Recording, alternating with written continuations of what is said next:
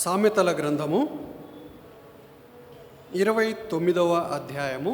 సామెతల గ్రంథము 29వ అధ్యాయము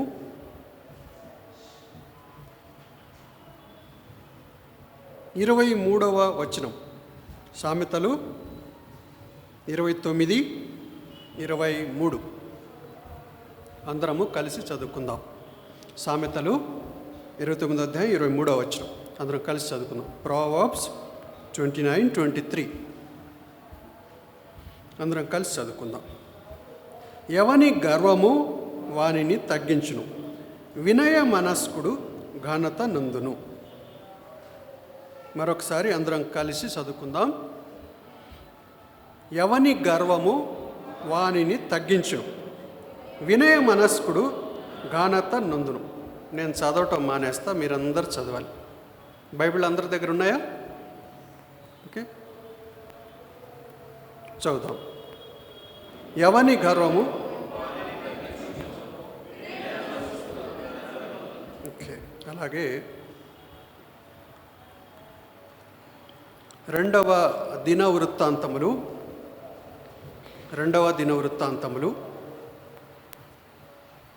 26వ అధ్యాయము 16వ వచనం. రెండవ దినవృత్తాంతములు 26వ అధ్యాయము 15-16 వచనాలు కలిసి ఉన్నాయి, చదువుకుందాం. 15-16 రెండు వచనాలు చదువుకుందాం. రెండవ దినవృత్తాంతములు 26, 15 మరియు 16 వచనాలు అందరం కలిసి చదువుకుందాం. మరియు అతడు అంబులనేమి పెద్ద రాళ్లనేమి ప్రయోగించుటకై ఉపాయశాలులు కల్పించిన యంత్రములను యెరూషలేములో చేయించి దుర్గముల్లోను బురుజుల్లోనూ ఉంచెను. అతడు స్థిరపడు వరకు అతనికి ఆశ్చర్యకరమైన సహాయము కలిగెను గనుక అతని కీర్తి దూరముగా వ్యాపించెను. అయితే అతడు స్థిరపడిన తరువాత అతడు మనస్సున గర్వించి చెడిపోయెను. అతడు ధూపపీఠము మీద ధూపము వేటకై యెహోవా మందిరములో ప్రవేశించి తన దేవుడైన యెహోవా మీద ద్రోహము చేయగా. సహాయం నిమిత్తమై చిన్న ప్రార్థన చేసుకుందాం. పరిశుద్ధుడైన తండ్రి, చదువుబడిన లేఖన భాగమును ధ్యానించుకునబోచున్నాం. వినగల చెవి, గ్రహించగల హృదయము మాకు అనుగ్రహించు.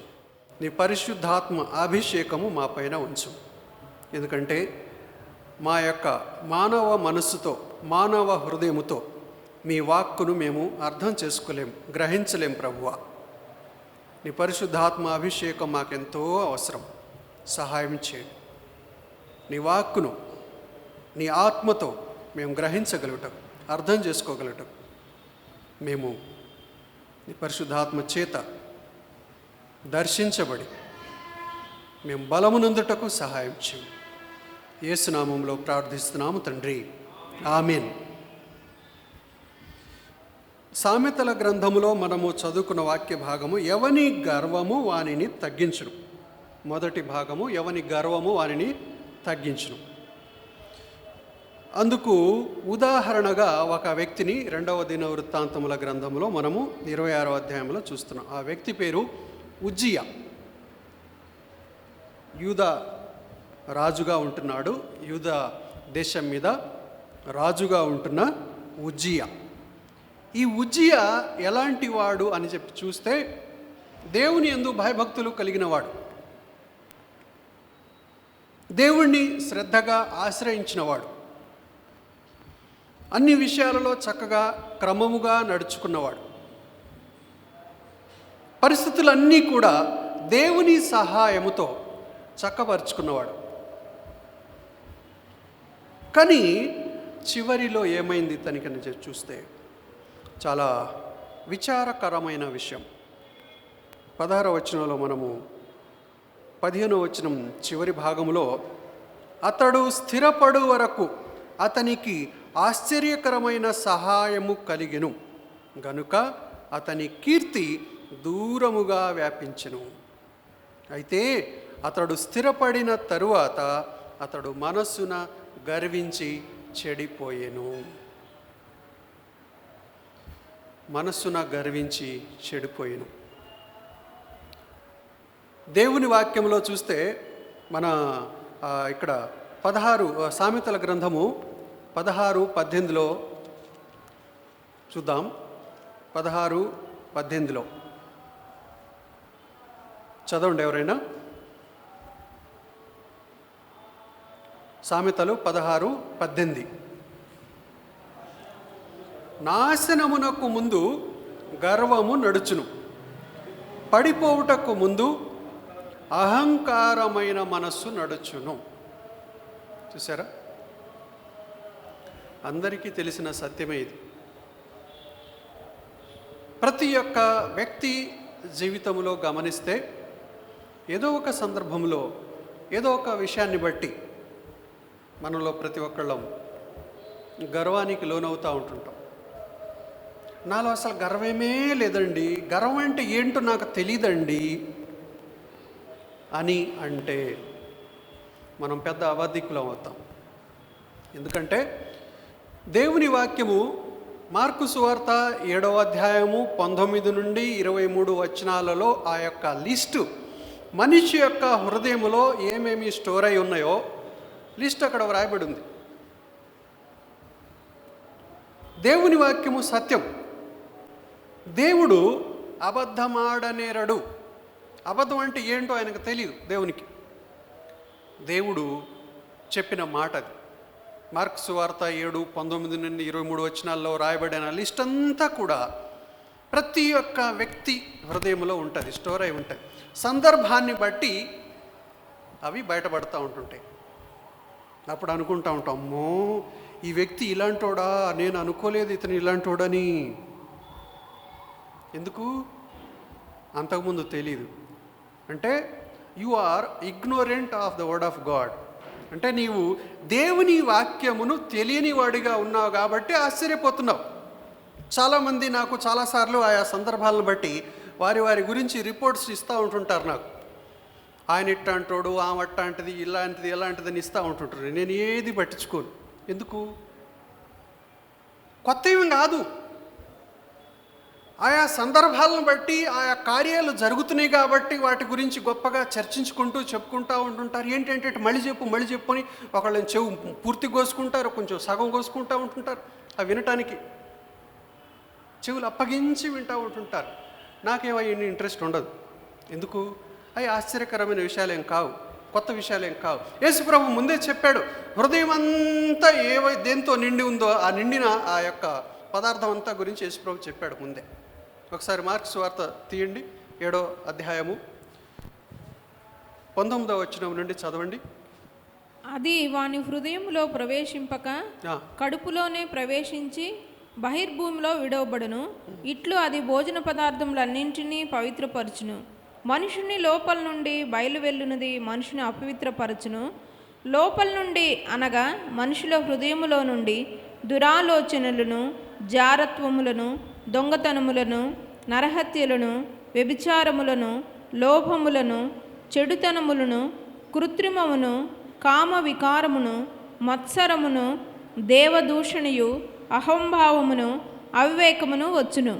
ఈ చెడ్డవన్నీయు లోపల నుండియే బయలువెళ్ళి మనిషిని అపవిత్రపరచునని ఆయన చెప్పెను. లోపల నుండియే బయటకు వచ్చి అవి మనిషిని అపవిత్రపరచును. బయట ఎవరో బురద జల్లితే నేను అపవిత్రుడయ్యానండి, బయట నుండి ఏదో తింటే నేను అపవిత్రుడయ్యానండి, అది కాదు. లోపల నుండి బయటకు వచ్చేదే మనిషిని అపవిత్రపరుచుతుంది. ఆ యేసుప్రభు వారు ఆ విషయాలు చాలా స్పష్టంగా ఆ లిస్ట్ అంతా చెప్పుకొచ్చారు అక్కడ. కాబట్టి ఆ లిస్టులో ప్రతి ఒక్క పదము మన యొక్క హృదయంలో దాగి ఉంది. హార్డ్ డిస్కే కదా, లోపల హార్డ్ డిస్క్లో ఉంది. అదంతా మొత్తం వైరస్ మొత్తం దాగుంది లోపల. సమయము సందర్భాన్ని బట్టి ఆ వైరస్ దాని యొక్క కార్యాన్ని బయటకు చూపెడతా ఉంటుంటుంది. నేను వైరస్ అని ఎందుకు మాట్లాడుతున్నా అంటే, కరోనా అని భయపడిపోతూ ఉన్నారు, కానీ అంతకంటే పెద్ద కరోనా లోపల దాగింది మన లోపల. ఈ కనిపించిన కరోనా గురించి మనం భయపడుతున్నాం, కానీ అన్నిటికంటే భయపడాల్సిన పెద్ద కరోనా కంటే తాత లోపల ఉంది, హృదయం లోపల భద్రంగా ఉన్నాయి.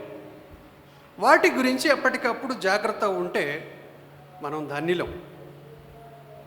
అందుకే ఎవరు ఎలాంటి వాళ్ళు, ఎవరు ఏ పనులు చేశారు, ఎవరు ఏంటి అని చెప్పి ఇవన్నీ చర్చించుకుంటూ వాటి గురించి వీటి గురించి చరిత్ర రాసుకుంటూ హిస్టరీ రాసుకుంటూ కూర్చొని పుస్తకాలు రాసుకుంటూ కూర్చుంటే సమయం వృధా. ముందు వచ్చే తరాలు మన చరిత్ర చదువుకుంటూ ఉంటుంటారు, అంతే. ఉపయోగం ఏముండదు దానివల్ల.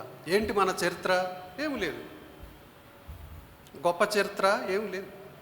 ఇక్కడ ఈ ఉజ్జియా అది కూడా అదే చరిత్ర ఇప్పుడు మనం చదువుకుంటున్నాం ఆ ఉజ్జియా గురించి. ఎందుకు అంటే దేవుడు ఈ దినాలలో, ఈ సందర్భంలో, ఈ సమయంలో, ఇప్పటి తరంలో మనము ఇవన్నీ జ్ఞాపకం చేసుకొని జాగ్రత్త పడటానికి. ఎందుకంటే ఒకళ్ళను ఉదాహరణ తీసుకొని చెప్తే కానీ మనకు బుర్ర ఎలగదు అంత తొందరగా. ఎవరి గురించో జాగ్రత్త, తాగమాకు, ఆయన చూడు తాగినోడు ఎట్ట పడిపోయిన చూడు, బుడదకుంట్లో చూడు చూడు చూడు అనేసరికి అవును కరెక్టే, అప్పుడు ఇతను సెటరేట్ అవుతాడు. అప్పుడు దాకా సెటరేట్ అంటే తాగినోడు బురదగుంట్లో పడి రోడ్డు మీద ఎట్ట దొరలాడుతున్నాడో ఆ సీన్ ఇతనికి చూపించాలి. అప్పుడు కానీ కొంచెం అట్టట్ట, అది కూడా కొంచెం నా దాకా వచ్చిందాకా చూద్దామని అంటాడు. మళ్ళీ వెంటనే ఇదవుతాడా? అవడు. మనిషి యొక్క బుద్ధి. అది ఉదాహరణకు చెప్తున్నాను. తాగుడే కాదు, అన్ని విషయాలు ఏవి చూసినప్పుడు మనం చదువుకున్న లిస్ట్ అంతా మనలో దాగి ఉంటుంది. సమయాన్ని బట్టి, సందర్భాన్ని బట్టి వాటికి మనము గురయ్యే అవకాశం ఉంది. అయితే వాటి నుండి తప్పించుకొని దేవుని యొక్క కృపలో భద్రపరచబడి, దాచబడి ఏ విధంగా జీవించాలో అది ఎరిగి నడుచుకోవటమే తెలివైన వాడు చేసే పని. జ్ఞాని అంటాడు అలాంటి వాళ్ళని. వీటన్నింటి నుండి తప్పించుకొని దేవుని కృపలో దాచబడి బహు జాగ్రత్తగా జీవించటానికి నేర్చుకొని ఉన్నవాడే తెలివైనవాడు. అంతేకాని తెలివైనవాడు అంటే బిల్ గేట్సో లేకుంటే అంబానీనో వాళ్ళో వీళ్ళో అదని కాదు అర్థం. సరే, వెంటే వాళ్ళ పొట్ట నింపుకోవటం కోసం కొండల కొట్టలు సంపాదించుకొని పెట్టుకున్నారు, అది వేరే విషయం.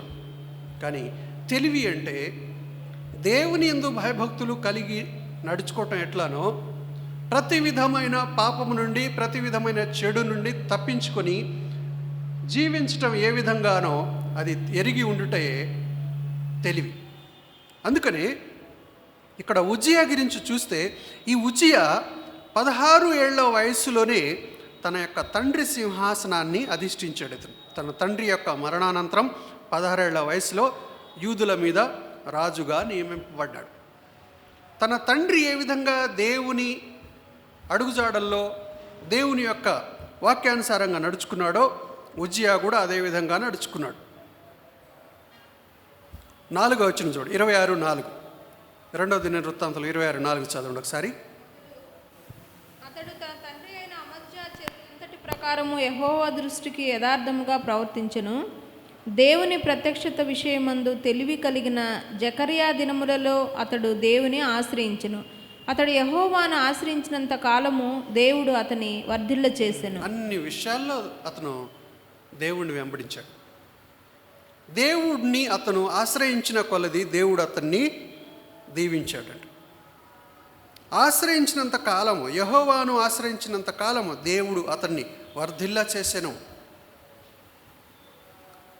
ప్రతి విషయంలో అతను దేవుడిని ఆశ్రయిస్తూ వస్తున్నాడు, దేవుని యొక్క సహాయం పొందుకుంటూ వచ్చాడు. 8వ వచనం చూడండి.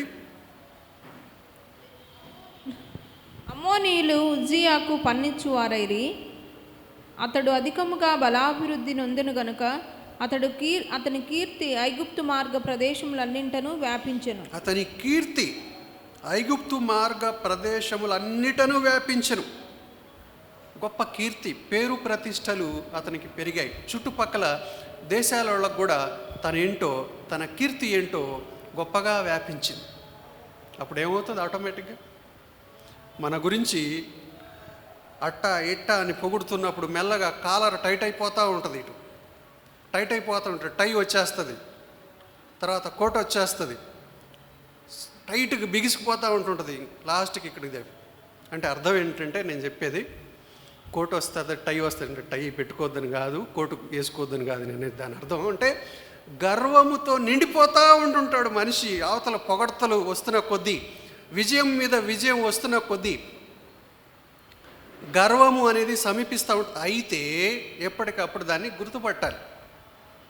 చాలాసార్లు నేను గమనిస్తూ ఉంటుంటాను, వెళ్ళిన చోటల్లా బ్రదర్ బ్రదర్ గురించి మీకు తెలుసా అని చెప్పి చెప్తూ ఉంటుంటారు వచ్చి. నాకు ఎంత అసహ్యం వేస్తుంది, నిజంగా చిరాకులేస్తూ ఉంటుంటుంది నాకు. యేసు ప్రభు గురించి చెప్పుకోరు కానీ ఈ బ్రదర్ గురించి ఎందుకు చెప్పుకుంటారు ఇలా అని నాకు చిరాకులేస్తూ ఉంటుంటుంది. విని విని విని నాకు విసుగొచ్చి చాలాసార్లు ఇక నేను కూర్చోబెట్టి క్లాస్ బీకాను చాలామందిని. నాయనా, మీకు యేసు ప్రభు యొక్క సమర్పణ ఎక్కడ కనిపించదా మీకు? ఈ బ్రదర్ గురించా చెప్పమంది? బ్రదర్ ఏమన్నా సువార్త? చాలా సీరియస్గా వార్నింగ్ ఇచ్చాను. ఎందుకు అంటే అవి వింటున్నప్పుడు విని విని మనకు అలవాటైపోయి ఈ అయ్యగారికి కాలర్ టైట్ అయిపోద్ది మెల్లగా, ఇంకెక్కడో ఎక్కి కూర్చుంటాడు ఈ అయ్యగారు. ఇంకా పిలిచిన పలకడప్పుడు గర్వం వచ్చేసి లాస్ట్కి అడ్రస్ లేకుండా పోతాడు. అది తెలుసు నాకు. అందుకే దాన్ని దరి చేరనీయకూడదు అంటే ముందే కొంచెం గట్టిగా వార్నింగ్ ఇవ్వాలి. ఎందుకంటే వాడు వస్తాడు, వచ్చి కొండెక్కించడానికి, ఈ వ్యక్తిని కొండెక్కించడానికి ఎవరినో ఒకరిని వాడుకుంటాడు. ఆ వ్యక్తి ద్వారాగా మెల్లగా కొండెక్కించడానికి బ్రదర్ ఇలాంటోడు, ఆయన వీరుడు, ఈయన సూర్యుడు, ఇంకేదేదో మొత్తం ఊపికిచ్చి చెప్తూ ఉంటుంటారు. వెంటనే అప్పుడే కొంచెం దెబ్బేయాలి మనం. ఆగాగు సార్లు, నోరు మూసుకోసాలు. ఎందుకంటే లోపల పలికిచ్చేది ఎవడో మనం గుర్తుపట్టాలి. గుర్తుపట్టకుండా మైక్ ఇచ్చి ఇంకా చెప్పు బ్రదర్, నా గురించి కొంచెం చెప్పు, ఇక అందరూ వినండి, నా గురించి ఏం చెప్తున్నారు వినండి, మైక్ పట్టించి ఇంక అంతే. కొన్ని రోజుల్లోనే అడ్రస్ లేకుండా పోతాడు. ఎందుకంటే ప్రమాదకరమైనవి హృదయంలో దాగి ఉన్నాయి. వాటి దరి చేరకుండా, వాటి ప్రమాదము నుండి మనల్ని మనం తప్పించుకోవాలంటే బహు జాగ్రత్తగా, తెలివిగా, వివేకము కలిగి వ్యవహరించాలి. విజ్డమ్ అంటారు దాన్ని, తెలివి. జ్ఞానము అందరికీ తెలుసు. జ్ఞానం అంటే ఇన్ఫర్మేషను, అందరికీ తెలిసిద్ది, నాలెడ్జ్. కానీ తెలిసి ఉన్న ఆ నాలెడ్జ్ని, ఆ జ్ఞానాన్ని ఎప్పుడు ఏ విధంగా దాన్ని ఉపయోగించుకోవాలో తెలిసి ఉండటమే తెలివి. అందుకే వైజ్గా ఉండు అంటారు. చాలా తెలివిగా ఉండు, జాగ్రత్త, తెలివిగా ఉండు అంటారు. నాలెడ్జ్ని ప్రాపర్ వేలో యూజ్ చేయటమే విజ్డమ్. ఆ విజ్డమ్ లేదనుకో, ఆ వైజ్నెస్ లేదనుకో, కొలాప్స్ అయిపోతాం. ఉజ్జియా జీవితంలో ఇదే జరిగింది. ఉజ్జియా యొక్క కీర్తి చుట్టుపక్కల దేశాలకు వ్యాపించింది. ఈ ఉజ్జియా చేయాల్సిన పనులు అన్ని రంగాలలో అభివృద్ధి చేశాడు. వ్యవసాయ పరంగా, దేవుని పరంగా, మిలిటరీ పరంగా, అన్ని విషయాలలో అభివృద్ధి పొంది. చూడండి 10వ వచనం చివరి భాగంలో చూడండి. ఓకే, 10వ వచనం నుండి చదవండి. షెఫేలా ప్రదేశములోను మైదాన ప్రదేశములోను అతనికి విస్తారమైన పశువులుండగా అతడు అరణ్యములో దుర్గములు కట్టించి అనేకమైన బావులు త్రవ్వించెను. వ్యవసాయమందు అతడు ఆపేక్ష గలవాడు గనుక పర్వతముల్లోను కర్మేల్లోను అతనికి వ్యవసాయకులను ద్రాక్ష తోట పనివారును కలిగి ఉండిరి. అతను వ్యవసాయం అంటే చాలా ఇంట్రెస్ట్ కాబట్టి దాన్ని మంచిగా డెవలప్ చేశాడు, చాలా బాగా డెవలప్ చేశాడు. ఆ తరువాత 14వ వచనం చూడండి. ఉజ్జియా ఈ సైన్యం అంతటికి డాళ్లను, ఈటెలను, శిరాస్త్రాణములను, కవచములను, విల్లులను, ఒడిసెలను చేయించెను. మరియు అతడు అంబులనేమి పెద్ద రాళ్లనేమి ప్రయోగించుటకై ఉపాయశాలులు కల్పించిన యంత్రములను యెరూషలేములో చేయించి దుర్గముల్లోనూ బురుజుల్లోనూ ఉంచెను. అతడు స్థిరపడి వరకు అతనికి ఆశ్చర్యకరమైన సహాయము కలిగను గనుక అతని కీర్తి దూరముగా వ్యాపించెను. చుట్టుపక్కల దేశాలు ఇంకా దూరముగా, ఖండాంతరాలు దాటిపోయినది అతని యొక్క కీర్తి. మంచి పేరు ప్రతిష్టలు కలిగిన మంచి పనులు చేశాడు కాబట్టి తన యొక్క మంచి పనులను బట్టి మంచి కీర్తి అతనికి కలిగింది. మంచిది, ఎంతవరకు ఓకే, మెచ్చుకోదగ్గ విషయమే. అతను చేస్తూ ఉన్న మంచి పనులను బట్టి ఆశ్చర్యకరమైన దేవుని సహాయం అతనికి కలిగింది. ఆశ్చర్యకరంగా అంటే మనము మంచి చేయటానికి చూసినప్పుడు పరిస్థితులు అనుకూలపరుస్తాడు దేవుడు.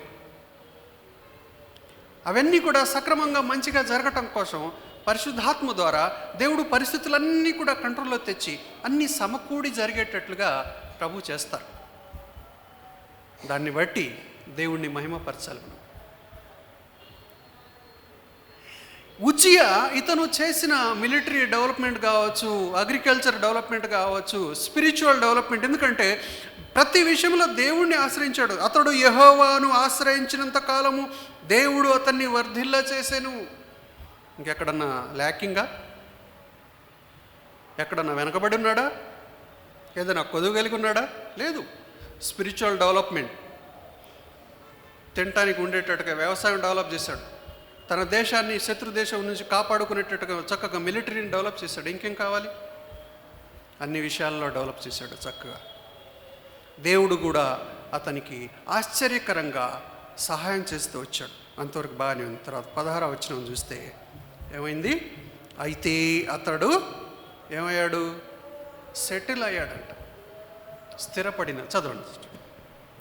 అయితే 16వ వచనం. అతడు స్థిరపడిన తరువాత అతడు మనస్సున గర్వించి చెడిపోయాను. ఒకసారి అంట ఒక ఉదాహరణ చెప్తా ఉంటుంటారు చాలామంది. ఒక ఆయనంట మంచిగా ఉద్యోగం చేసి సంపాదించి రిటైర్ అయ్యి ఒక మంచి విల్లా కట్టించుకున్నాడంట. ఏదో అంటే డూప్లెక్సా, ఇప్పుడు డూప్లెక్సా ట్రిప్లెక్సా ఏదో అంటుంటారు. నేనైతే డూప్లికేట్ అంటుంటాను దాన్ని. అది కట్టించుకొని అంట పైన ఒక వరండాలో కుర్చీ వేసుకొని, బాల్కనీలో కుర్చీ వేసుకొని, కాలు మీద కాలు వేసుకొని ఏదో మరి నోట్లో ఏదో ఊదుతూ ఉన్నాడంట, కాలు మీద కాలు వేసుకొని. మరి అంతటికి సరిపోలేదో ఆయన బోరు కొట్టిందో ఒకరోజు దిగి ఆ విల్లాలో బాల్కనీ దిగి బయట ఆ సముద్ర తీరంలో నడుచుకుంటూ వాకింగ్ చేసుకుంటూ వెళ్తున్నాడంట. అక్కడ ఒక ఆయన్ని చూశాడంట.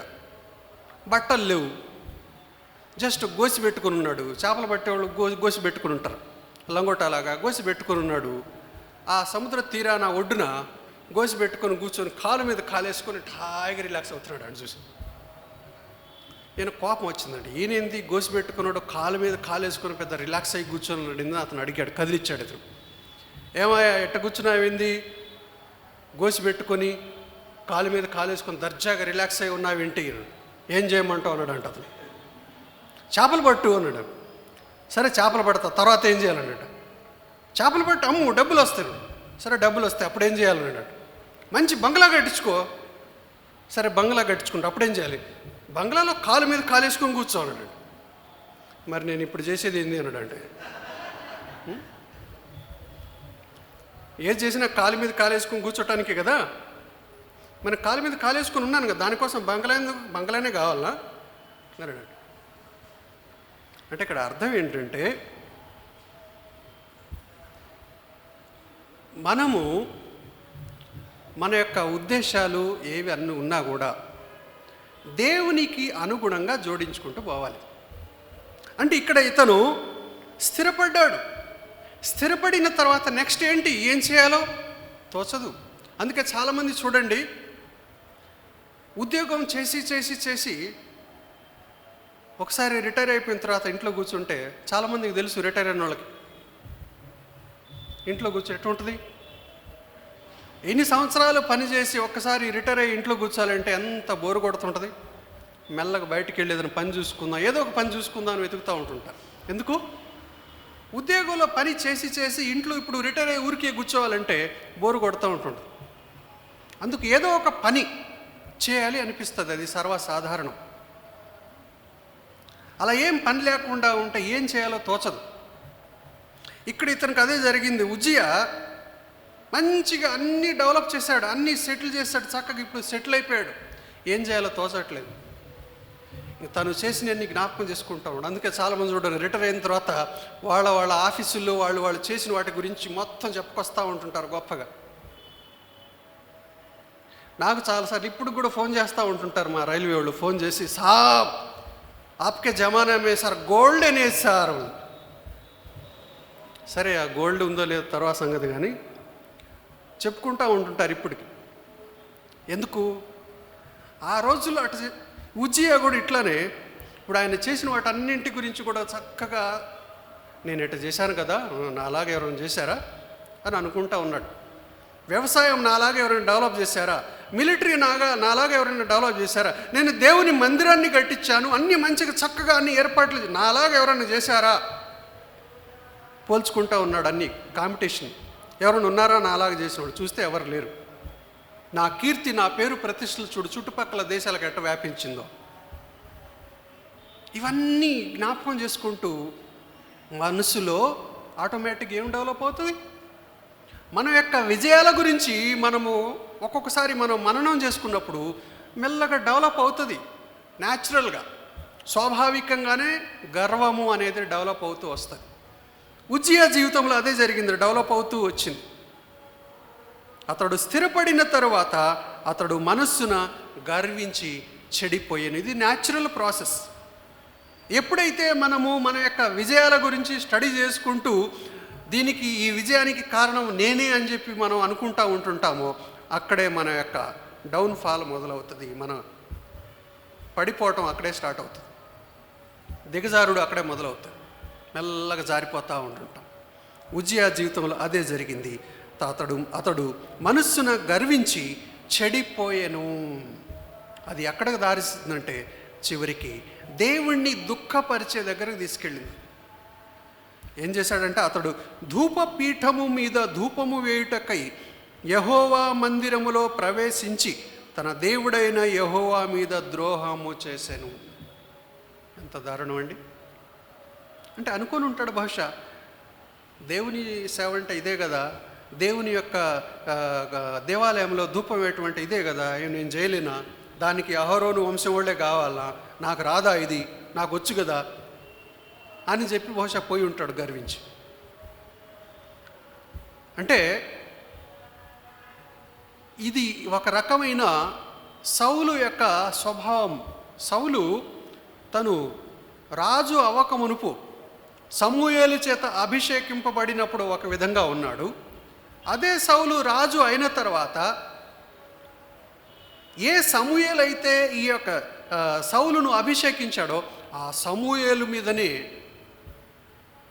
ఇతను కోపగించుకునేవాడుగా ఉన్నాడు. సమూయేలే ఈ సౌలును చూసి భయపడతా ఉన్నాడు, నన్ను చంపుతాడేమో అని చెప్పి భయపడుతున్నాడు సమూయేలు ఈ సౌలు గురించి. అంతగా గర్వించాడు, నేను రాజు, నేనేం చెప్పినా నడుస్తుంది, నేనేం చేసినా నడుస్తుంది అని సౌలు తన హృదయంలో గర్వించిన వాడే చివరికి దేవుని మాటను విననివాడుగా అయిపోయాడు. అతను ఆజ్ఞను ధిక్కరించేవాడుగా మిగిలిపోయాడు, పతనమయ్యాడు. ఉజ్జియా యొక్క పరిస్థితి కూడా అదే.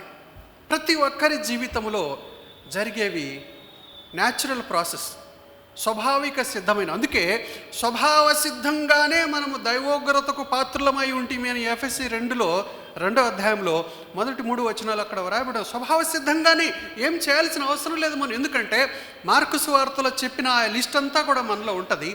సందర్భాన్ని బట్టి, ఆయా కార్యములను బట్టి అవి బయటపడతా ఉంటుంటాయి.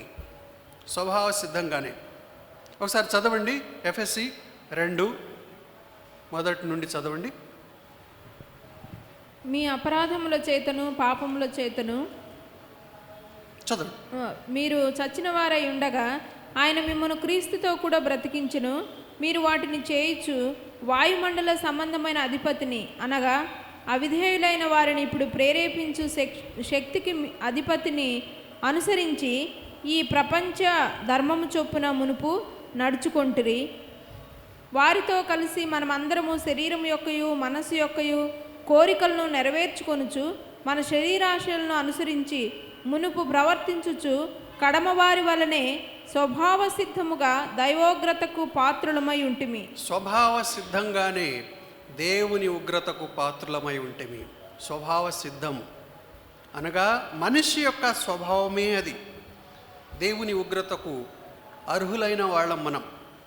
ఏం చేశానని, నేను దేవుని ఉగ్రతకు పాత్రమైన కార్యము నేను ఏం చేశానని అని అనుకోవచ్చు. ఏం చేయాల్సిన అవసరం. ఎవరి సంతానము అంటే ఆదాము సంతానం, అంతే. దాన్ని బట్టి, దేన్ని బట్టి మనము ఐడెంటిఫై చేయబడుతున్నాం, దేన్ని బట్టి మనం ఎవరి సంతానంగా మనం పిలువబడుతున్నామో దాన్ని బట్టే మనము దేవుని యొక్క ఉగ్రతకు పాత్రలమై ఉన్నాం. యేసు ప్రభువుని ఎరుగక మునుపు మనం ఎవరం అంటే ఆదాము సంతానం. ఆదాము సంతానము కాబట్టి, ఆదాము యొక్క వారసులం కాబట్టి, ఆదాములో మనము కూడా స్వాస్థ్యం ఉంది. నా తండ్రి ఆస్తిలో నాకు భాగం ఉండదా అని కొట్లాడి మరి తీసుకుంటాం కదా. అట్లానే ఆదాము యొక్క స్వాస్థ్యంలో మనం కూడా భాగం కలిగి ఉన్నాం. ఏంటి ఆ భాగం అంటే దేవుని ఉగ్రత. ఆదాము అతను దేవుని ఉగ్రతకు పాత్రుడై ఉన్నాడు అవిధేయతను బట్టి. ఆదాము చచ్చినవాడిగా, తన పాపమును బట్టి, తన అపరాధమును బట్టి చచ్చినవాడిగా ఉంటున్నాడు. కాబట్టి ఆదాము యొక్క సంతానంగా మనము కూడా చచ్చిన వాళ్ళమే స్వభావ సిద్ధంగానే. ఏం చేయాల్సిన అవసరంలా, ఏదో కార్యం చేయాల్సిన అవసరంలా, స్వభావ సిద్ధంగానే మనము దేవుని ఉగ్రతకు పాత్రులము, స్వభావ సిద్ధంగానే మనం చచ్చిన స్థితిలో ఉన్నవారం. అయితే క్రీస్తును బట్టి మన ఐడెంటిటీ మారిపోయింది, మన గుర్తింపు మారిపోయింది, మన వంశం మారిపోయింది క్రీస్తును బట్టి. ఏ విషయంలో అయితే ఆదాములో మనం ఫెయిల్ అయ్యామో ఆ విషయంలో క్రీస్తు మన గురించి సమస్తాన్ని చెల్లించి మనలను దేవుని ఉగ్రత నుండి, మరణము నుండి మనల్ని విడిపించాడు. విడిపించడం అంటే ఊరికినే విడిపించలే, ఆయన వెల చెల్లించి విడిపించాడు. విడిపించుట అనే మాటకు మంచిగా అర్థం చేసుకోవటానికి ఒక ఉదాహరణ చెప్తాను. మనకి ఏదైనా మన మెడలో బంగారం ఉందనుకోండి, డబ్బులు అవసరం అయినాయి, మన దగ్గర చేతిలో డబ్బులు లేవు, దీన్ని తీసుకెళ్ళి కుదవబెడతాం, డబ్బులు తీసుకొస్తాం. తర్వాత ఎప్పుడో డబ్బులు వచ్చినాయి, అప్పుడు ఏం చెప్తాం ఇంట్లో, ఇగో ఈ డబ్బులు తీసుకెళ్ళి ఆ బంగారాన్ని ఇడిపించుకొని రాపో అంటాం. అంటే అర్థం ఏంటి? బంగారం నీదే, కుదవబెట్టావు, ఇప్పుడు డబ్బులు వడ్డీతో సహా చెల్లించి దాన్ని విడిపించుకొని రావాలి. విడిపించుకొనుట అంటే అర్థం అది, అంటే వెల చెల్లించి దాన్ని విడిపించుకొని రావాలి. అట్లనే పాపమునకు కుదవబెట్టబడ్డాము. ఆదాము యొక్క వంశముగా మనం పాపమునకు అమ్ముడుపోయాం. యేసు ప్రభువారు వచ్చి తన ప్రాణం పెట్టి మనల్ని విడిపించాడు. ఎందుకంటే మనము మన ప్రాణాన్ని పెట్టి పాపానికి అమ్ముడుపోయాము. మన ప్రాణాన్ని అక్కడ కుదవబెట్టి పాపానికి అమ్ముడుపోయాం. అందుకే ఏదైతే మనం విలువైంది కుదబెట్టి పాపానికి అమ్ముడుపోయామో అదే విలువైనది యేసు ప్రభువారు చెల్లించి మనల్ని విడిపించాడు. తన ప్రాణమును, విలువైన తన ప్రాణమును పెట్టి మనల్ని విడిపించాడు ఆయన. అందుకే జీవము మనం పొందుకున్నాము. యేసు ప్రభు యొక్క బిడ్డలంగా ఇప్పుడు మన యొక్క ఐడెంటిటీ మారిపోయింది, పూర్తిగా గుర్తింపే మారిపోయింది. ఇప్పుడు మనం ఆదాము వంశానికి చెందిన వాళ్ళం కాదు, యేసు ప్రభు అంటే దేవుని యొక్క బిడ్డలం మనం. ఐడెంటిటీ మారిపోయింది. అందుకే ఈ విషయము ఎప్పుడు మనం జ్ఞాపకం ఉంచుకోవాలి, గర్వించవద్దు. చాలామంది ఏమనుకుంటుంటారంటే, నేను రక్షణ పొందాను, బాప్తిసం తీసుకున్నాను, నీళ్లలో మునిగి తేలాను, రొట్టె దించుకొని తిన్నాను, ద్రాక్ష రసం త్రాగినాను, అయిపోయింది అనుకుంటారు. ఇంకా నాకేంటి, నేను ఏం చేసినా నడుస్తుంది, నాకు లైసెన్స్ ఇచ్చారు అనుకుంటారు చాలామంది. బిడ్డ జాగ్రత్త. ఎందుకంటే ఉజ్జియా అదే పని చేశాడు. ఇంకా కొద్దివే ఉంది, నేను అన్నీ చేశాను, అన్నీ మంచిగా చేశాను, అంతా సెటిల్ చేశాను, స్థిరపడేటట్టు చేశాను అని అనుకున్నాడు. అక్కడే తన్ను ఫాలో అయింది, గర్వము అనేది తన్ను ఫాలో అవ్వుకుంటూ వచ్చింది. అందుకే నాశనమునకు ముందు గర్వము నడుచును. మన డెవలప్మెంటు ఏదైనా ఉండొచ్చు. మన స్టడీస్లో డెవలప్ అవుతున్నామా? జాగ్రత్త, అణిగిమణిగుండు, గర్వించమా. నీ సంపాదనలో డెవలప్ అవుతున్నావా? దేవుని కృపను బట్టి దేవుణ్ణి స్తుతించు, అణిగిమణిగుండు. నీ పొజిషన్లో డెవలప్ అవుతున్నావా? ఎంతగా నీ పొజిషన్లో ఎదుగుతున్నావో అంతగా నిన్ను నువ్వు తగ్గించుకో, దీనుడుగా ఉండు. అందుకే వినయ మనస్కుడు ఘనత నొందును.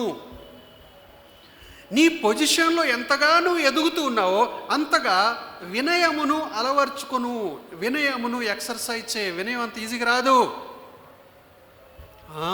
నేను నా ఆఫీసులో నా ఉద్యోగం ఏంటి, నేనేంటి, చర్చిలో నన్ను చీపురు పట్టుకుని ఓడవమంటావా? ఎట్లుంటుంది అంటే, మాలాంటి వాళ్ళు బ్రదర్ కొంచెం చీపురు పట్టుకుని ఊడు బ్రదర్ అంటే ఎట చూస్తారు?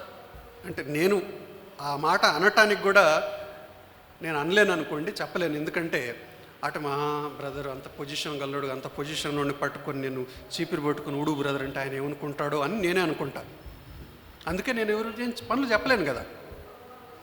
కానీ గుర్తుపెట్టుకోవాలి, మనం ఏ పొజిషన్కి వెళ్తూ ఉన్నామో అంతగా అదే లెవెల్లో, అదే ప్రపోర్షనేట్గా, అదే సమపాళ్లలో మనల్ని మనం అంతగా తగ్గించుకోవాలి. నేను ఉద్యోగం చేసేటప్పుడు బాంబేలో అప్పుడు ఫస్ట్ అపాయింట్మెంటు స్కూల్లో నడిచేది అక్కడ ఆరాధన. స్కూల్లో అక్కడ బాంబేలో ఉండేవాళ్ళు పౌడర్ కొనుక్కోవాల్సిన అవసరం లేదు. ఆటోమేటిక్గా సన్నటి పౌడర్ దొరుకుతుంది వాళ్ళకి. రోడ్డు మీద మొత్తం డస్ట్ పౌడర్ లాగే ఉంటుంది. ఆ పౌడర్ ఆటోమేటిక్గా మన మీద అప్లై అవుతూ ఉంటుంటుంది, మనం పూసుకోవాల్సిన అవసరం లేదు. అంత ఫైన్ పౌడర్ అనమాట. వారం రోజులు తిరక్క ముందే మళ్ళీ ఆ స్కూల్ వెళ్ళి దాన్ని మంచిగా శుభ్రం చేసి ఇంత పౌడర్ వచ్చేది. ఆ పౌడర్ అంతా మా మీద పడి మొత్తం దుమ్ము కొట్టుకొని ఉండేవాళ్ళం. మంచిగా స్నానం చేసి బట్టలు వేసుకొని వచ్చి మంచిగా వచ్చి దాన్ని శుభ్రంగా ఊడిసి అన్ని బెంచులు అన్ని మంచిగా తుడిసి ఏర్పాటు చేసేసరికి జనాలు అందరూ ఆరాధన చేయడానికి వస్తూ ఉంటారు. వాళ్ళు మమ్మల్ని చూసి వీళ్ళే పని మనుషులు అని, ఎందుకంటే మొత్తం దుమ్ము కొట్టుకుని ఉంటాం మేము. మంచిగా స్నానం చేసి వచ్చి శుభ్రంగా దుమ్మంతా పేర్చుకుని ఉంటుంది. మళ్ళీ బాత్రూంలో వెళ్ళి శుభ్రంగా దాన్ని దులుపుకొని మళ్ళీ వచ్చి కూర్చునేది చేసి మొత్తం. అంటే మా పొజిషన్లు ఇలాంటివి మేము చూసేవాళ్ళం కాదు. జనాలు కూడా వచ్చి చూసేవాళ్ళు, కొత్త వాళ్ళు వస్తుంటారు. వాళ్ళు మమ్మల్ని చూసి అంత పెద్ద లెక్క చేసేవాళ్ళకు మాట్లాడేవాళ్ళు కాదు. ఏదో పని మనుషులు, ఏదో మేము ఊడిసేవాళ్ళు అన్నట్టుగా లెక్క లేకుండా చూసేది మమ్మల్ని. వాళ్ళు మేము నవ్వుకునేవాళ్ళం చూసి ఫీల్ అయ్యేవాళ్ళం కాదు. అనుకోవచ్చుగా, చూసావా అదే నేను టిప్ టాప్గా మంచిగా డ్రెస్ చేసుకుని ఉంటే వీళ్ళు నన్ను రెస్పెక్ట్ ఇచ్చి మర్యాద ఇచ్చేవాళ్ళు కదా, వాళ్ళ ట్రీట్మెంట్ నా పట్ల కొంచెం రెస్పెక్ట్గా ఉండేది కదా. చూడు దుమ్ము కొట్టుకున్నాం కాబట్టి మమ్మల్ని ఏదో పని మనుషులు అనుకుంటున్నారు వాళ్ళు, అందుకే చూసి చూడనట్టుగా పట్టినట్టుగా ఉంటున్నారు అనే ఫీలింగ్ కూడా వచ్చేస్తుంది ఒకసారి. కానీ పట్టించుకునేవాళ్ళం కాదు మేము. ఎందుకు? ఎవరి పట్టింపులు అవసరం లేదు మాకు, కావాలని అటు ఉండేవాళ్ళం. ఎందుకు అంటే గొప్ప కోసం చెప్పట్లేదు, ఎందుకంటే మన పొజిషన్ మనం ఎదుగుతున్న కొద్దీ అంతగా ప్రజలలో నీచులంగానే కనిపించాలి. అది మంచిది మనం. ఎందుకంటే గర్వము అనేది దరిచేరదప్పుడు. గర్వము అనేది వచ్చిందా, ప్రజలు మన పొజిషన్ చూసి మనల్ని చూసి పొగడటం మొదలైందా, ఇంకంతే మనం గుంతలో పోతున్నట్టే. అందుకని జాగ్రత్తగా ఉండాలి. ఉజ్జియా తను చేసిన వాటన్నిటిని జ్ఞాపకం చేసుకుంటూ హృదయంలో గర్వాన్ని డెవలప్ చేసుకుంటూ వచ్చాడు. అది చివరికి ఎక్కడికి పోయిందంటే దేవుని మీదనే ద్రోహం చేసే కాడికి పోయింది. యెహోవా ఇంట్లో, దేవుని యొక్క ఆలయంలో అతను యాజకుల మీదనే తిరగబడే స్టేజ్కి వచ్చాడు. పాపం యాజకులు మాత్రం అతను ఏం చేశారు ఏమనలేదు. చూడండి 19వ వచనం చూడండి. ఉజ్జియా ధూపం వేయుటకు ధూపార్తిని చేత పట్టుకొని రౌద్రుడై యాజకుల మీద కోపము చూపెను. యెహోవా మందిరములో ధూపపీఠము ప్రక్కన అతడు ఉండగా యాజకులు చూస్తూనే ఉన్నప్పుడు అతని నొసట కుష్ఠరోగం పుట్టెను. చాలు, యాజకుల మీదనే రౌద్రము చూపుచు. మరి ఎందుకు అంత గర్వం వచ్చిందో, ఎందుకు గర్వించాడో యాజకుల మీద అర్థం కాదు. యాజకుల మీద రౌద్రము చూపుచు ధూపం వేయటానికి వచ్చి అవసరం ఏముంది? యాజకులు ఉన్నారు కదా ధూపం వేయటానికి. తను ఆ ధూపం నేనే వేయాలని ఎందుకు అనుకున్నాడు అతను? అర్థం కాల. చాలామంది ఏమనుకుంటుంటారంటే సంఘము అనేసరికి సంఘములో దేవుని సేవకుడు అంటే అదొక పొజిషను, గౌరవనీయమైన పదవి. కాబట్టి ఆ గౌరవనీయమైన పదవిని నేను కూడా పొందుకోవాలి అని అనుకొని కొంతమంది ఏం చేస్తుంటారంటే, నేను ఎలాగూ నా ఉద్యోగం అయిపోయింది కదా, రిటైర్ అయిపోయాను కదా, ఆ గౌరవనీయమైన పదాన్ని నేను కూడా పొందుదామని చెప్పి కొంతమంది ఎక్కడెక్కడో బైబిల్ కాలేజీలో ఏదో డిగ్రీ అనేది ఒకటి పెట్టుకొని మెడలో ఒకటి తగిలించుకొని ఒకటి పెద్దది తగిలించుకొని వచ్చి నేను కూడా సేవకుడిని, నేను కూడా పాస్టర్ని అనుకుంటూ ఇది చేస్తూ ఉంటుంటారు. అంటే నేను విమర్శించడానికి అనట్లేదు ఆ మాట. అంటే అదొక పదవి అని భావించుకుంటారు. మంచిదే, ఒకవేళ దేవుడు రిటైర్ అయిపోయిన తర్వాత నేను పాస్టర్గా ఉండాలని కోరుకుంటే మంచిగా నిన్ను తగ్గించుకొని లెటరీలు గడవటం దగ్గర నుంచి, చీపిరి పట్టుకొని ఊడవటం దగ్గర నుంచి మొదలుపెట్టి నీ పని ఎందుకు? తెల్లబట్టలు వేసుకొని పైనుంచి కింద దాకా అదేదో అంగి వేసుకొని నేను జనాల చేత పొగిడింపబడాలి, అందరూ వచ్చి నన్ను ప్రైజులాడ బ్రదర్ అని చెప్పి వంగి వంగి నమస్కారం చేయాలని చెప్పి ఎందుకు ఆశిస్తున్నావు? నిజంగా నువ్వు దేవుని పని చేయాలనుకుంటే తగ్గింపుతో లో లెవెల్ నుంచి మొదలుపెట్టు, పర్వాలేదు. దేవుడు ఏ స్టేజ్లోనైనా ఏ వయసులోనైనా దేవుడు తన పరిచర్యకు పిలుస్తాడు, దాంట్లో తప్పులేదు. కానీ తగ్గించుకో, గర్వించమా. పాస్టర్ అంటే, దేవుని సేవకుడు అంటే అదేదో పదవి, ఆశించదగిన పదవి అనుకోమాకు. పదవి కాదు అది, సేవకుడు, సర్వెంట్. గుర్తుపెట్టుకో, సేవకుడు అంటే సర్వెంట్, గాడ్స్ సర్వెంట్ అంటారు. గాడ్స్ సర్వెంట్ అంటే సర్వెంట్ ఆఫ్ గాడ్ అంటే అర్థం దేవుని సేవకుడు. సేవకుడు అంటే సేవకుడు లాగానే మనము దేవుని యొక్క సన్నిధిలో ఉండాలి. గర్వించొద్దు.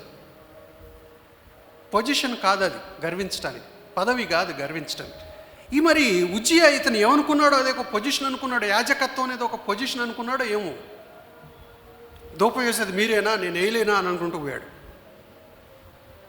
రౌద్రం చూపి. ఎందుకంటే గర్వపు హృదయము, గర్వం డెవలప్ అయింది అక్కడ. కుష్ఠరోగం వచ్చింది, వెలివేయబడ్డాడు. తన జీవితాంతము వెలివేయబడిన జీవితాన్ని, ఫెలోషిప్, దేవుని ప్రజలతో సహవాసం కట్ అయిపోయింది అతను. కుష్ఠరోగిగానే, దూరంగానే ఐసోలేటెడ్ జీవితం జీవించాడు. ఒంటరి జీవితాన్ని బ్రతుకు చివరి వరకు. ఎందుకు? ఒక రాజు, ఎంతో మంచిగా డెవలప్ చేసిన వాడు, అలాంటి వాడిని ఇప్పుడు ప్రజలు వచ్చి చూస్తే తెల్లని కుష్ఠరోగం కలిగి ఒక రూమ్లో సపరేట్గా, ఒక వేరే ఇంట్లో ఊరు బయట సపరేట్గా కుష్ఠరోగంతో నిండిన ఒక చోట ఉంటున్నాడు. ఏంటి ఆ దుస్థితి? నాశనమునకు ముందు గర్వము నడుచును. అందుకే మన జీవితాల్లో మనం దేన్ని బట్టి గర్వించకుందుముగాక. మనము ఎంతగా దేవుడు మనల్ని హెచ్చిస్తున్నాడో అంతగా మనము తగ్గించుకుందుముగాక. ఎందుకంటే వినయ మనస్కుడు ఘనత నందును. మనం ఎంత వినయంగా ఉంటే అంత ఘనత దేవుని సన్నిధిలో మనకు ఉంటుంది. ఘనత అనేది మన గర్వాన్ని చూపెట్టుకోవటాన్ని బట్టి, మన డెవలప్మెంట్ని మనము ఎగ్జిబిట్ చేయటాన్ని బట్టి, చూయించుకోవటాన్ని బట్టి ఘనత రాదు, నాశనం వస్తుంది. అందుకే మనం గొప్పగా చదువుకున్నామా, మన సంపాదన గొప్పగా ఉందా, మనము గొప్పగా సంపాదించుకుంటూ గొప్పగా అన్నీ డెవలప్ చేసుకుంటూ ఉన్నామా, అంత గొప్పగా వినయం కలిగి ఉందాం. అంత గొప్పగా వినయం కలిగి ఉందాం. వినయ మనస్కులుగా జీవిద్దాం. యేసు ప్రభువారు చూడు, సర్వాధికారి అయిన దేవుడై ఉండి ఆయన దేవుడుగా ప్రవర్తించలేదు, కానీ ఒక సర్వెంట్గా ప్రవర్తించాడు భూమి మీద వచ్చి మన మధ్యలో. అందును బట్టే మనం రక్షణ పొందాం. ఆ దాసుని యొక్క హృదయము మనలో ఉంటేనే ప్రజలు మనల్ని చూసి రక్షణ పొందుతారు, మనం కూడా క్షేమంగా ఉంటాం, దేవుని యొక్క సాక్షులంగా జీవిస్తాం. దేవుడు కూడా సంతోషిస్తాడు మన జీవితాన్ని బట్టి. కాబట్టి చివరిగా మనం ఆ వచనం చూసుకొని మళ్ళీ ఒకసారి అందరం కలిసి చదువుకొని మనం ముగించుకొని కానుకలు పట్టుకుందాం. సామెతల గ్రంథము 29, 23 అందరం కలిసి చదువుకుందాం. సామెతల గ్రంథం 29, 23. ఎవని గర్వము వానిని తగ్గించును, వినయ మనస్కుడు ఘనత నందును. అందరం కలిసి చదువుకుందాం. ఎవని గర్వము వానిని తగ్గించును, వినయ మనస్కుడు ఘనత నందును. ప్రార్థన చేసుకుందాం. పరిశుద్ధుడైన మా తండ్రి, ప్రేమగల మా ప్రభువ, నీ అపారమైన కృపను బట్టి స్తోత్రాలు. అయోగ్యులమైన మమ్మల్ని జ్ఞాపకం చేసుకున్నారు, రక్షించుకున్నారు. స్తోత్రాలు ప్రభువా. మీరు మాకిచ్చిన రక్షణ ఇది మాది కాదు, మీ త్యాగమును బట్టి, మీ సమర్పణను బట్టి పొందుకున్న రక్షణ. ప్రభువా, మేము వినయ మనస్కులమై జీవించటకు సహాయం చేయండి. మమ్మల్ని మేము నీ సన్నిధిలో దీనులంగా జీవించటకు సహాయం చేయండి. ఉజ్జియా జీవితాన్ని మా ముందు ఉంచారు ప్రభువా. మా జీవితాల్లో మేము డెవలప్ అవుతున్న కొద్దీ, మా జీవితాల్లో మేము అభివృద్ధి పొందుతున్న కొద్దీ, మా జీవితాల్లో ప్రభువా మేము సక్సెస్ అవుతున్న కొద్దీ, మేము గర్వము ఎక్కడ మా దరికి చేరనీయకుండా మేము బహుజాగ్రత్తగా, వైజ్గా, తెలివిగా జీవించడానికి వినయ మనస్కులుగా జీవించడానికి, తగ్గింపుతో జీవించడానికి మీకు సహాయం చేయండి. మీరు దేవుని కుమారుడై ఉండి ఈ లోకంలో శరీరధారిగా వచ్చినప్పుడు మిమ్మల్ని మీరు ఏ విధంగా తగ్గించుకొని మరణము పొందినంతగా దాసుని స్వరూపం ధరించుకొని తగ్గించుకొని మా రక్షణకు కారణమయ్యారో ప్రభు ఆ శిలువలో. మిమ్మల్ని మా ముందు మాదిరిగా ఉంచుకొని తగ్గింపు జీవితం కలిగి వినయ మనస్కులుగా జీవిస్తూ మా జీవితాల్లో నీకు ఘనత తెచ్చేవాళ్ళంగా జీవించడానికి సహాయం చేయండి. కనికరించి కృప చూపించమని, మాలో ఎవ్వరం కూడా గర్వమును బట్టి ప్రభువా మేము నష్టపోకుండా గర్వమును త్యజించి గర్వమును విడిచి వినయమును ధరించుకొని మేము నీకు ఘనత తెచ్చేవాళ్ళంగా జీవించటకు మాకు సహాయం చేయమని, మా జీవితాల ద్వారా సమస్త ఘనత మహిమ ప్రభావాలు మీకు ఆరోపిస్తూ యేసు నామములో స్తుతించి ప్రార్థిస్తున్నాం తండ్రి. ఆమేన్.